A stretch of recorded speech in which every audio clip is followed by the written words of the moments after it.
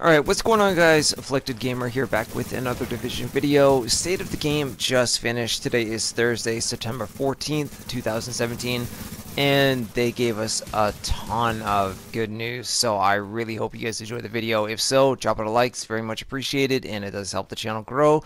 If you're new to it, consider subscribing for more Division content. Let's get right into this. First up, the waves of bans. They've done more, and more is coming, because this Tuesday, patch 1.7.1 is happening. The RPM glitch will be fixed, so even if you still are using it right now, between now and Tuesday, you can still get banned. So if you want to do that, that is at your own risk of, getting banned and messing up your account. Not worth it, in my opinion. So just be wary that that's happening. It's coming to all platforms this Tuesday, patch 1.7.1. Now, even better is that on September 26th, the 1.8 PTS will begin. And if you got into the 1.7 PTS, you are automatically into the 1.8 PTS. You might have to install just a bit of an update, but that is about it.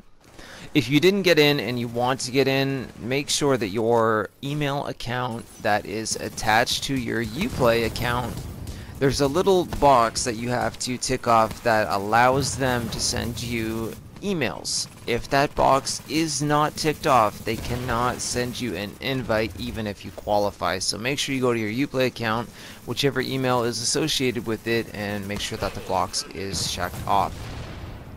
On October 3rd, global event number 2 Assault will begin. I'm extremely excited for this, except for the fact that it's going to clash with participating in the 1.8 PTS, which includes the new skirmish game mode, the new horde mode basically for PvE, all that stuff that is coming with 1.8, and new exotic weapons that we get to test out right away in the 1.8 PTS. We are getting 2 brand new snipers. We're not getting bolt action, sadly, as one of them, but we're getting 2 new snipers, an LMG, and an SMG. They didn't elaborate on them, but those are the weapon types that we are getting. So that's going to be really cool. Changes to the Rogue system, as we all know, Rogue 2.0, as everybody's calling it, is on the way. So essentially, if you want to go Rogue at any point in time, you will press up on the D-pad if you're on console, and it's Alt and Shift, I believe. Anyways, you can map your hotkeys on PC if you want to do that. If your group decides they want to go Rogue but you don't, you can actually hit a button to not participate in going Rogue, which is pretty cool. And the fact that people will now get a little bit of a warning before just flat out being shot in the face with no time to react, I think that's kind of fair. Takes out some of the chaos that players hate about the Dark Zone, but it still leaves in the fact that there's still rogues, there's still danger, there's still that sense of tension. All of that stuff is still happening. Now, for those of you that love to go Manhunt, when you get to Manhunt rank 5, you got your 5 kills, you're at the highest Manhunt can go. You can obviously still keep going. You can go and cut players' ropes, do whatever it is you want, because essentially the higher you get, what happens if you survive it? Something new is coming, and it's kind of like a Shade Tech terminal, in my opinion, but somewhere on the map, in the Dark Zone, there will be this little terminal that will spawn randomly. So you and your group, or just if it's you solo, that's Manhunt, if you go to this terminal and you activate it and you do not die, not only will it wipe off your Manhunt timer completely, you're no longer Rogue, you're no longer Manhunt, but you will be granted Manhunt caches. Yeah, Manhunt caches.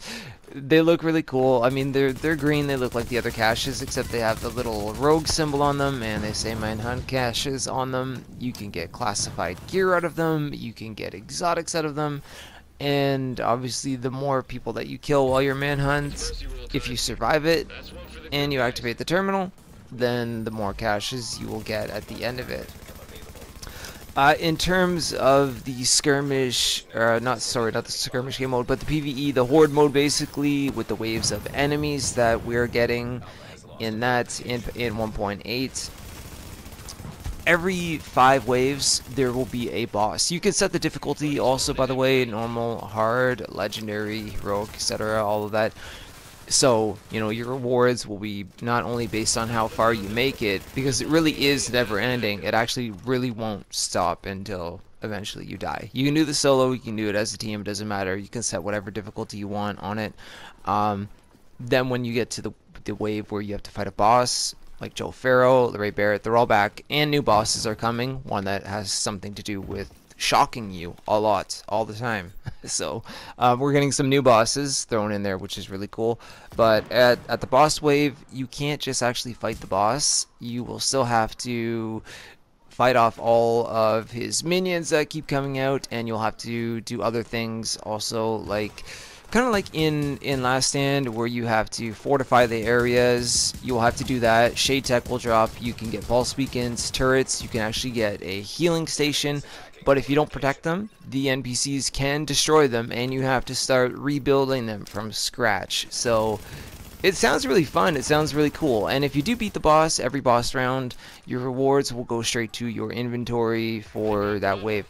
And you can get up to, I think, like 15 boss waves or something like that. It's pretty crazy. So I know people are going to try to go for worlds first, but they said it's quite a lot, and obviously the further in you get, the harder it is going to get. They already spoke about skirmish, which is also part of 1.8, so they didn't really add anything new to that today, but they did elaborate more on the PvE game mode that we're getting. So all of it sounds really cool and really exciting. I know that I'm looking forwards to all of this, all of these changes, and getting new stuff, new parts of the map. All of it sounds good. I just wish that the PTS and, you know, the global event wouldn't clash the way they are, because you have to kind of decide which one you're going to do, or how you're somehow going to manage participating in both. But I mean, other than that, all of this to me is good news. You know, some things, it's too bad it didn't come sooner than later, but better late than never, right? So anyways, guys, that is going to be it for the video. Hopefully you enjoyed it. Hopefully you found it informative, and now you have more to look forward to in the division. If so, again, please drop it a like. It's very much appreciated. Don't forget that you can follow me on Twitter at AfflictedGamer, and the stream times for me to be live here on YouTube will be at the end of the video. Let me know what you think about patch 1.8, all of the upcoming news that we have down in the thoughts and comments below, and I will see you guys very soon in the next one.